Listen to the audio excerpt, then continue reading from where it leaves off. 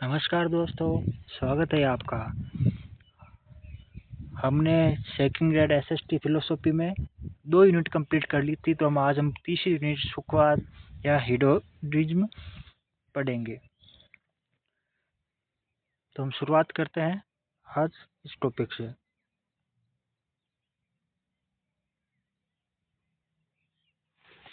सुखवाद।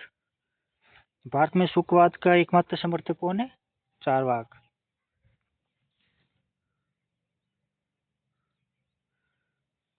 किसी कर्म को अपनाने स्वरूप सुख की प्राप्ति होनी चाहिए। किसी कर्म को करने या इसको अपनाने के लिए यदि आपको सुख की प्राप्ति हो रही है तो वही सुखवाद है। जेस मिल सुखवाद का सुख तथा आनंद को एक ही अर्थ में प्रयुक्त करता है। जेस मिल क्या करता है? जेस मिल सुख और आनंद को एक ही अर्थ में प्रयुक्त करता है। सिजविक ने क्या कहा? सिजविक ने कहा कि सुख को एक वांछनीय अनुभूति मानता है। सिजविक सुख को एक वांछनीय अनुभूति मानता है। सुखवाद 2 प्रकार का होता है, एक तो नैतिक सुखवाद और एक मनोवैज्ञानिक सुखवाद। सुखवाद 2 प्रकार का होता है, नैतिक सुखवाद और मनोवैज्ञानिक सुखवाद। नैतिक सुखवाद भी 2 प्रकार होता है, एक तो स्वार्थमूलक और एक परार्थमूलक। पहला है स्वार्थमूलक, दूसरा है परार्थमूलक या सौवरात्मूलक। इसको उपयोगवाद भी कहते हैं। नैतिक सुखवाद चाहिए शब्द की व्याख्या करता है, मतलब किसी इंसान को ये चाहिए, सुख के लिए ये चाहिए या चाहिए शब्द की व्याख्या करता है। और मनोवैज्ञानिक सुखवाद है शब्द की व्याख्या करता है। नैतिक सुखवाद चाहिए और मनोवैज्ञानिक सुखवाद है शब्द की व्याख्या करता है। नोट: स्वार्थमूलक नैतिक सुखवाद की सर्वार्थमूलक नैतिक सुखवादी उपयोगवाद कहलाता है। आगे है उपयोगितावाद। उपयोगितावाद क्या है? किसी कर्म या नियम को अपनाने के परिणाम स्वरूप अधिकतम व्यक्तियों के अधिकतम सुख की प्राप्ति होनी चाहिए। मतलब किसी कर्म को अपनाने के लिए ना एक व्यक्ति नहीं, अधिक से अधिक व्यक्तियों के सुख या भले की प्राप्ति होनी चाहिए, वही उपयोगितावाद कहलाता है। उपयोगितावाद 2 प्रकार का होता है, एक तो कर्म संबंधी और एक नियम संबंधी। उपयोगितावाद 2 प्रकार का होता है, कर्म संबंधी और नियम संबंधी। कर्म संबंधी क्या होता है? कर्म संबंधी में उसी कर्म को महत्व है जिसे करके अधिकतम व्यक्तियों के अधिकतम सुख की प्राप्ति होती है। कर्म संबंधी क्या है कि वही होता है जिसमें एक व्यक्ति का नहीं, लेकिन जितने अधिक व्यक्तियों का सुख प्राप्त हो, जितने अधिक व्यक्तियों को उसका फायदा हो, उसे ही कर्म संबंधी सुखवाद कहते हैं। इसमें नैतिक नियमों का लेस मात्र भी महत्व नहीं है। उपयोगितावाद के कर्म संबंध में क्या है? अधिकतम व्यक्तियों का अधिकतम सुख की प्राप्ति, और इसमें नैतिक नियमों का लेस मात्र भी महत्व नहीं है। दूसरा है नियम संबंधी। नियम संबंधी उपयोगितावाद में क्या है? इसमें केवल नैतिक नियमों के औचित्य को महत्व दिया गया है। इसमें कर्म को महत्व नहीं दिया गया, इसमें नियम और केवल नैतिक नियमों को महत्व दिया गया है। अब आगे उपयोगितावाद एक तो सुख मूलक है और एक आदर्श मूलक है। सुख मूलक के समर्थक कौन कौन है? सुख मूलक के समर्थक है बेंथम, मिल और सिजविक। इसमें केवल सुखों के औचित्य को महत्व दिया गया है। उपयोगितावाद के सुख मूलक में केवल सुखों के औचित्य को महत्व दिया गया है। और दूसरा है आदर्श मूलक। इसके समर्थक है हेनरी हेस्कल। केवल सुख की जीवन का मापदंड नहीं है, अपितु ज्ञान, चरित्र, जीवन की श्रेष्ठता, सद्गुण आदि भी शामिल है। आदर्श मूलक में हेनरी हेस्कल क्या कहते हैं कि केवल सुख की प्राप्ति करना ही उपयोगितावाद नहीं है, इसमें आप अपितु ज्ञान भी होना चाहिए, चरित्र भी होना चाहिए और जीवन की श्रेष्ठता ही सद्गुण आदि का शामिल होना इसमें जरूरी है। अब बेंथम का उपयोगितावाद।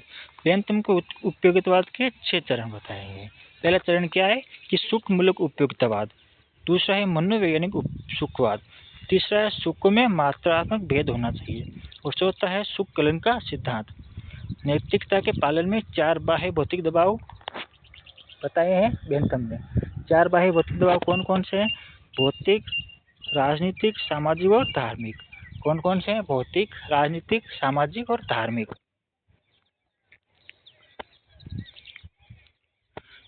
न्याय की व्याख्या, प्रत्येक का स्थान केवल एक का स्थान होता है। न्याय की व्याख्या में क्या गया है कि प्रत्येक का स्थान केवल एक का स्थान होता है। और सुख कलन के 7 मापदंड बताए गए हैं। अवधि, तीव्रता, निश्चितता, निकटता और विशुद्धता, उत्पादकता, व्यापकता। कौन कौन से? अवधि, तीव्रता, निश्चितता, निकटता, विशुद्धता, उत्पादकता और व्यापकता। अवधि, तीव्रता, निश्चितता, निकटता, विशुद्धता, उत्पादकता और व्यापकता।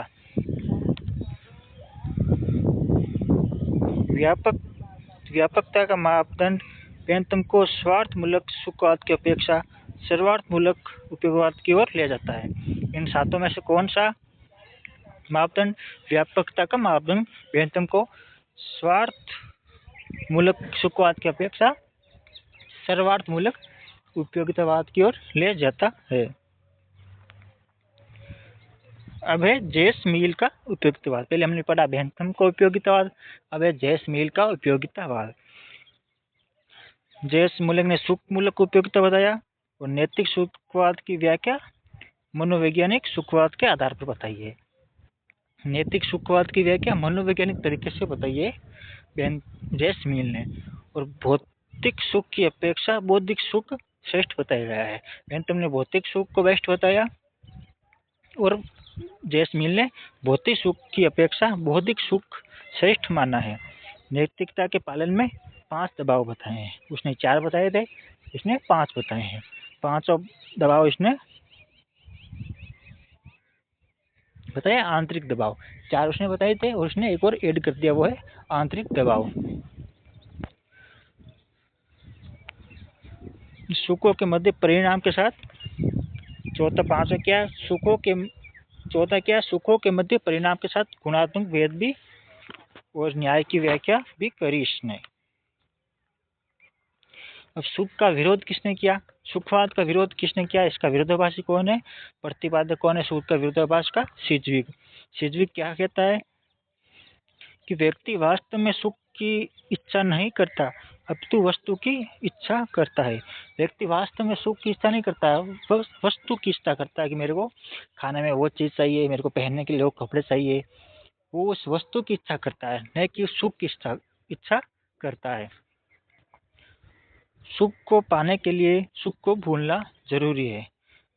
सिज्विक ने क्या कहा? आपको सुख चाहिए तो आपको सुख को भूलना बेहद जरूरी है। अब इस संकल्प की स्वतंत्रता।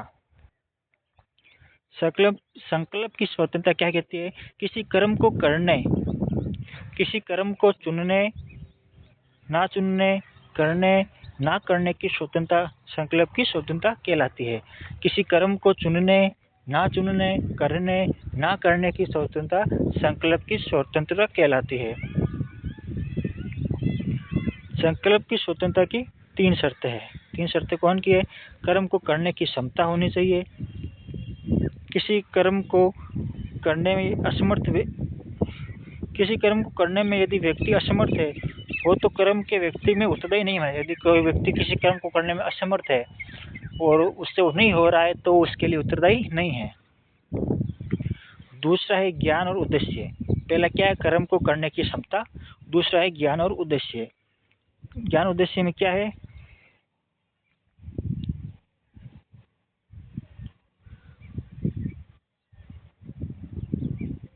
किसी कर्म को बिना उद्देश्य या बिना स्वार्थ के करना ही ज्ञान और उद्देश्य है।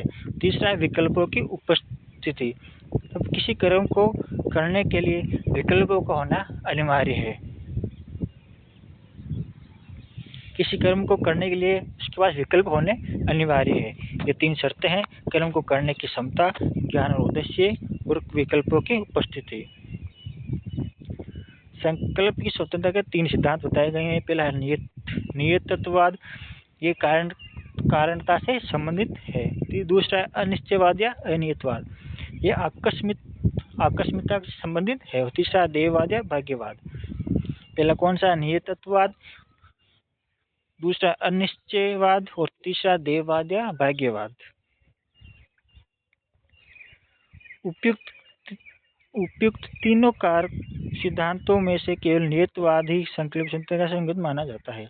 उपयुक्त तीनों सिद्धांत, ये तीन सिद्धांत बताएंगे ऊपर, नियतत्ववाद, अनिश्चयवाद और देववाद, इन तीनों में से केवल नियतत्ववाद ही संकल्प की स्वतंत्रता के साथ संगत माना गया है।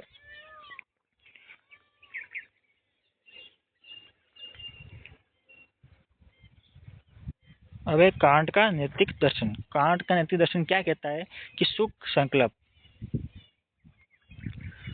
संकल्प क्या है?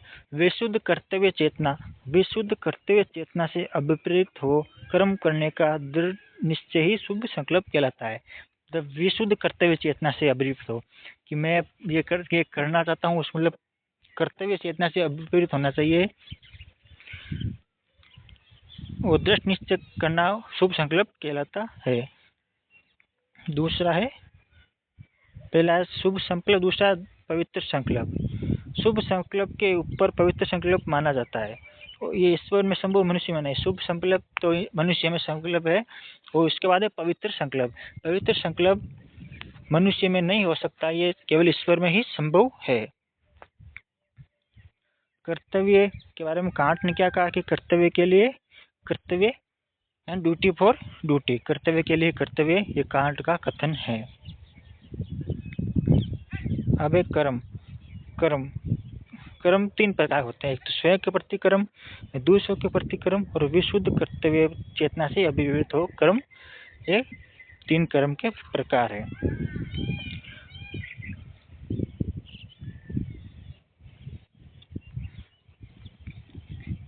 अब निरपेक्ष आदेश। कांट के नैतिक दर्शन में आदेश शब्द में भी एक प्रकार की बाध्यता है। ये बाध्यता आंतरिक बाध्यता कहलाती है। कांट के नैतिक दर्शन में भी आदेश शब्द में भी एक प्रकार की बाध्यता बताई गई है। ये बाध्यता आंतरिक बाध्यता कहलाती है। कांट नैतिकता के दर्शन की तीन शर्तें स्वीकार करता है। पहला है संकल्प की स्वतंत्रता, दूसरा आत्मा की अमरता और तीसरा ईश्वर का अस्तित्व। कांट कौन सी तीन शर्तें स्वीकार करता है? संकल्प की स्वतंत्रता और आत्मा की अमरता और ईश्वर का अस्तित्व। कांट ने नैतिकता के चार सूत्र, कांट के नैतिकता के दर्शन के चार सूत्र कौन से हैं? सार्वभौमिकता का नियम, मनुष्य को साध्य मानने का नियम और स्वाधीनता का नियम और साध्यों के राज्यों का नियम। चार सूत्र क्या है? सार्वभौमिकता का नियम, मनुष्य को साध्य मानने का नियम, स्वाधीनता का नियम और साध्यों के राज्यों का नियम। अब दंड का सिद्धांत कांट ने दिया। दंड के तीन सिद्धांत बताएंगे, एक तो प्रतिरोधक सिद्धांत, एक सुधारात्मक सिद्धांत और एक प्रतिकारात्मक सिद्धांत। पहला है प्रतिरोधक, दूसरा सुधारात्मक सिद्धांत और तीसरा प्रतिकारात्मक सिद्धांत। सुधारात्मक सिद्धांत क्या? मानवता को महत्व दिया गया है इसमें। और प्रतिकारात्मक सिद्धांत में समर्थकों ने हेगेल, अरस्तू और कांट। मतलब किसी अपराध के अनुपात में, किसी व्यक्ति ने अपराध किया तो उसके अपराध के अनुपात के अनुसार उसको दंड देना चाहिए, जैसे को तैसा, टिट फॉर टैट। अरस्तु प्रतिकारात्मक दंड को निषेधात्मक पुरस्कार के रूप में स्वीकार करता है। अरस्तु प्रतिकारात्मक दंड को निषेधात्मक दंड के पुरस्कार के रूप में स्वीकार करता है। तो हमने आज 30 मिनट कंप्लीट कर लिए, सिर्फ 15-14 मिनट में। इसमें से आपको लगभग 2 या 3 क्वेश्चन आएंगे जो इसमें आसानी से आपको सही हो जाएंगे। यदि वीडियो अच्छा लगे तो लाइक और शेयर करना और चैनल को सपोर्ट करना।